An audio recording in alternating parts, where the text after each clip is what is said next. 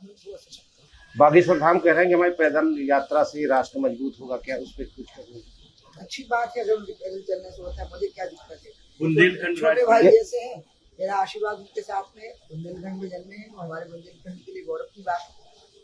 जो विरोध कर रहे हैं प्रहलाद यादव, मुझे सब कुछ नहीं, मैं इन सब बातों में पड़ती नहीं। क्या उनकी यात्रा में शामिल होंगी कहीं अगर अवसर मिलेगा? मुझे बिल्कुल जरूरत नहीं लग रही उनकी यात्रा में। यात्रा में बागेश्वर धाम रहे, उनके साथ लोग रहे। अगर आपको आमंत्रित किया जाए तो भी मैं उनको कह दूंगी कि तुम ही चलो, तुम्हारे साथ लोग चलें। ये मेरा हमेशा आशीर्वाद है। आज मंदिरों में दर्शन किया और क्या मांगा भगवान को? मैं बताऊं से, ये दाऊ है मेरे। आप जानते हैं दाऊ कौन होता है? बुंदेलखंड बड़ा भाई, बड़ा भाई है। बड़े भाई से बहन को बोलना पड़ता है, वो सारी बातों को खुद समझता है। बुंदेलखंड अलग राज्य बनाने की मांग चल रही है उत्तर प्रदेश सहित मध्य प्रदेश, क्या इसमें क्या दिक्कत आ रही है कि जो मांग रहे हैं ना, वो दो राज्यों को मिला के मांग रहे हैं।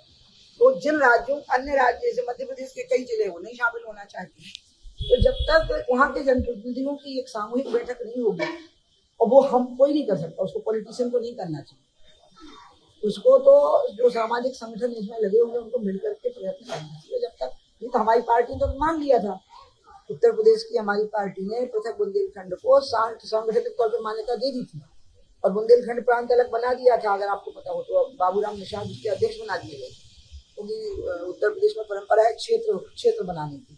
क्षेत्रीय अध्यक्ष थे बुंदेलखंड क्षेत्र, लेकिन बुंदेलखंड क्षेत्र को सांगठनिक, क्योंकि हमारी पार्टी मानती है कि छोटे राज्य होने चाहिए, उससे सांगठनिक प्रभाव आता है। लेकिन बुंदेलखंड हो कितना, और उसमें उत्तर प्रदेश का, मध्य प्रदेश का कितना हिस्सा हो, तो आप जबरदस्ती किसी राज्य को नहीं बना सकते। जन समर्थन चाहिए पड़ता है, और जन समर्थन जुटाने का काम तो जनप्रतिनिधियों का होगा, और जनप्रतिनिधियों को एक करने का काम जन आंदोलन का होगा। पहले दो बहुत अच्छे आंदोलनकारी थे, एक लक्ष्मीनारायण नायक जी, अगर आपको याद हो तो, खजुराहो से सांसद रहे, और एक महेश्वरा जी थे, वो दोनों इस दुनिया में रहे नहीं। उसके बाद आंदोलन की शक्ति थोड़ी कमजोर हो गई। हमें हमारी पार्टी समर्थन करती है छोटे राज्यों में। आप हमारी गंगा संरक्षण पर आपको पुरजोर प्रयास करते हैं, ये समाज के काम है। मैं मानती हूँ कि सरकार का काम तो सप्लीमेंट्री है, गौ में और गंगा में। सरकार का काम है गंगा की अविरलता, निर्मलता के लिए नीति बनाना, और जो इसका वायलेशन करे उसके लिए लॉ एंड ऑर्डर को इम्पोज करना। लेकिन मुख्यतः तो समाज का काम है कि क्योंकि गंगा है ना, वो गोता लगाने वाली नदी है, वो लंदन की थेम्स नहीं है कि एक बार साफ हो गई तो हो गई। ये तो रोज 2 करोड़ लोगों का प्रतिशत है गोता लगाने का, गंगोत्री से गंगा सागर तक का। इसी तरह से गौ जो है मूलतः किसान की संपत्ति है, किसान उसको रखने की सामर्थ्य प्राप्त कर ले, इतना सरकार सहयोग कर दे तो किसान से ही काम हो जाएगा गाय का।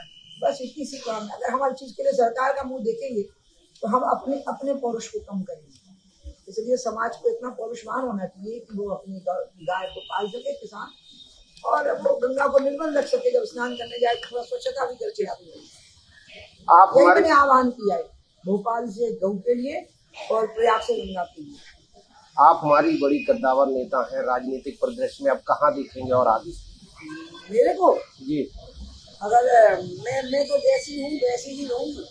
मेरी शक्ति पद से कम होती ही नहीं है, ये तो आप लोगों की दी हुई शक्ति है।